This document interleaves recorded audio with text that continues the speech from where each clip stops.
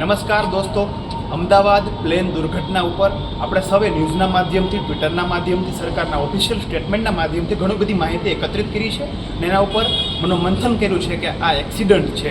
ઘણા બધા નેતાઓએ કીધું કે આ એક્સિડન્ટ છે, આ એક્સિડન્ટને રોકવું શક્ય નહોતું. પણ હું એવું કહું છું, હું એટલે કે આ ત્રણ પહેલું ઉપરથી એવું કહું છું કે આ એક્સિડન્ટ નથી, આ સોચું સમજું એક પ્લાનિંગથી ષડયંત્ર હોવાની એક ભાસ મને થાય છે. એટલે કે આપ સૌને યુટ્યુબના માધ્યમથી હું એક વિડીયો પ્રસ્તુત કરું છું ને ત્રણ પહેલું છે જેના માધ્યમથી તમે પણ વિચારી શકો.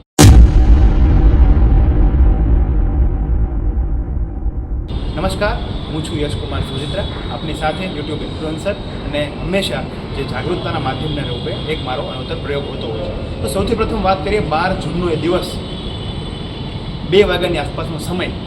એર ઇન્ડિયાની એક ફ્લાઇટ જે ટેક ઓફ કરે છે એટલે કે ઉડવાની પ્રયાસ કરે છે. એર ઇન્ડિયાનો ફ્લાઇટ નંબર A171 હતું. જસ્ટ ઉડવાની સાથે લગભગ 2 મિનિટના સમયની અંદર સરદાર વલ્લભભાઈ પટેલ એરપોર્ટથી માંડીને નજીકના સમયની જે મેઘાણીનગર છે ત્યાં ક્રેશ થઈ ગયું. આના ઉપરથી ત્રણ પહેલું જે મને યાદ આવે છે. સૌથી પ્રથમ કે જે વિડીયો જે એંગલથી શૂટ થયો છે, જ્યારે તમે કોઈના વિડીયો શૂટ કરો, આજે મારો ફોટો પાડતા હોય છે જે અમારા કન્ટેન્ટ સહયોગી, તો એ ઉતારતા હોય ને ત્યારે હું બોલતો હોઉં છું. તો વિચારી લ્યો કે જ્યારે એ પ્લેન ટેક ઓફ થયું અને ક્રેશ થયું, આ બે ઘટના કેમેરાની સાથે કેચઅપ થયેલી માની લઈએ કે ચાલો એક સહયોગ હોઈ શકે, પરંતુ હું એવું કહું છું કે એક છોટી સમજી પ્લાનિંગનો એક ભાગ હોઈ શકે. કારણ કે જે આના માટે કરતૂત કરનારાઓ છે એના માટે એક લિંક મળી શકે કે ખરેખર ક્રેશ થયું જ છે. બીજા નંબરનું 9 જૂનનું એક ટ્વીટ છે જે સારા એડમ્સ કરીને છે, જે અમેરિકાના સેન્ટ્રલ ઇન્વેસ્ટિગેશન એજન્સીના એક ભૂતકાળના મુખ્ય અધિકારી હતા કે જે હાલમાં રિટાયર થઈ ગયા, પણ એણે એક ટ્વીટ કર્યું હતું કે ભારતની અંદર કંઈક મોટું એવું ષડયંત્ર અને એક શિકાર અને એક એટેક થવાનો છે જે એનું પ્લાનિંગ અફઘાનિસ્તાનમાં થાય છે.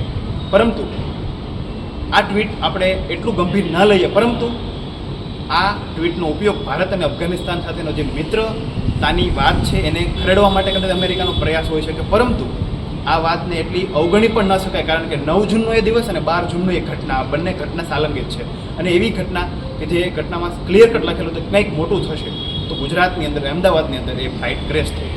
બીજી વાત, આ દાવો કરનાર ત્યારબાદ એક પ્લેન ક્રેશ થયું, આ વિડીયો જારી થયા. આ વિડીયો કારણ કે એક રીતે કહી શકાય કે 2019ની અંદર એક સાયબર એક્સપર્ટ હતા જે ખરેખર સાયબર હેક થયાના એક્સપર્ટ કે કઈ રીતે રોકી શકાય, રૂબેન સોમારથનના એક યુરોપિયન એક સાયન્ટિસ્ટ હતા કે એણે સ્ટેટમેન્ટ પાસ કર્યું કે દુનિયાના કોઈ પણ બોઈંગ કંપનીના પ્લેન કે ટ્રેન ગમે ત્યાં બેસીને હેક કરી શકાય છે, પાડી શકાય છે, રોકી શકાય છે. તમે જોશો એ વિડીયો ફરી વખત.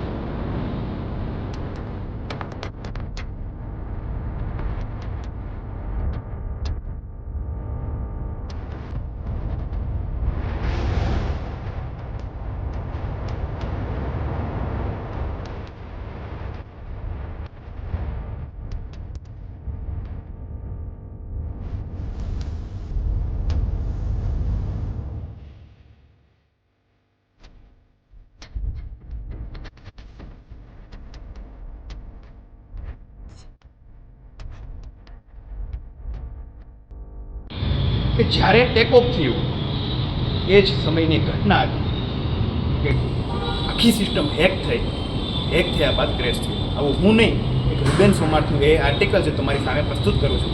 રૂબેન સોમાર સાહેબનું એવું કહેવું છે કે બોઈંગ કંપનીના પ્લેન કે ટ્રેન ટેક ઓફ કરતા હોય કે લેન્ડિંગ કરતા હોય, આ એવો સમય છે જે સમયને તમામ પ્રકારના એન્જિન અને સાયબર તમામ પ્રકારનું જે સિસ્ટમ છે એ કમ્પ્લીટલી ફાઉન્ડેબલ હોય છે. સામાન્ય રીતે એક બ્લૂટૂથની રેન્જ આસપાસની 100 મીટર હોય, એક વાઈફાઈની રેન્જ કદાચ 200 થી 300 મીટર હોય. તો એક્સપર્ટનું એવું કહેવું છે કે જ્યારે ટેક ઓફ કરતા હોય અને લેન્ડિંગ કરતો હોય ત્યારના સિસ્ટમ કમ્પ્લીટલી સર્વરના આસપાસ હેકેબલ હોય. તો હેક કરીને એક વિશેષ પ્રકારના માધ્યમથી શું આ હેક થયાનો એક દાવો સાચો હોય છે, આવી પણ વાત ટ્વિટર ઉપર ચાલુ છે.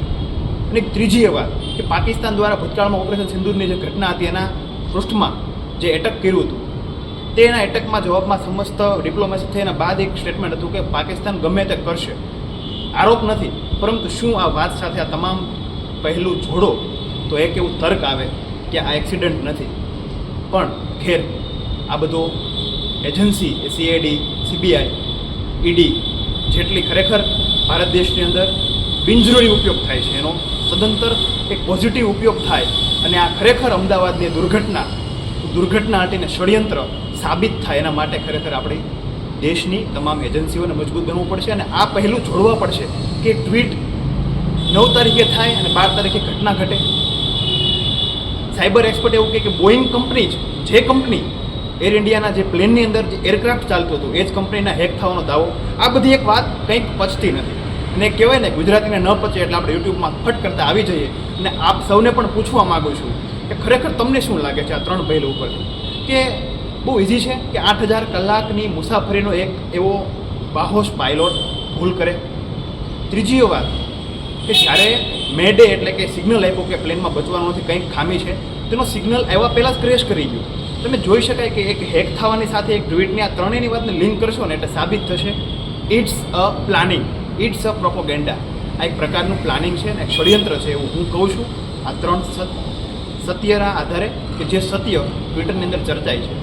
તો આપ સૌને પણ વિનંતી છે કે આપ સૌ કમેન્ટ કરજો કે તમે શું વિચારો છો. ખરેખર આને એક્સિડન્ટ કે જે નેતાની ઘીસીપીટી કહાની છે કે એક્સિડન્ટમાં અમે દરેક લોકોને કમ્પન્સેશન કરશું, આ કરશું, પરંતુ આ એક એજન્સી અને જાંચનો વિષય છે, એ ભૂલવું ન જોઈએ. અને આપણે સૌ સરકાર દ્વારા એક સોશિયલ મીડિયામાં એવું પ્રેશરાઇઝ કરીએ કે ખરેખર આ એજન્સી દ્વારા જાંચ થવી જ જોઈએ અને સત્ય બહાર આવવું જોઈએ કે ખરેખર શું આ ષડયંત્ર હતું કે નહીં. જો આવા ષડયંત્ર દેશની બહાર રહીને કોઈ કરી શકતા હોય તો તમે એને હું સમજી શકો કઈ રીતે આપણે સિક્યુરિટીના મોટા કાવા અને દાવા કરીએ છીએ. આભાર. અસ્તુ. શબ્દો થોડા કડવા હશે, તુરા હશે, પણ તમારા સ્વાસ્થ્ય માટે ફાયદાકારક હશે.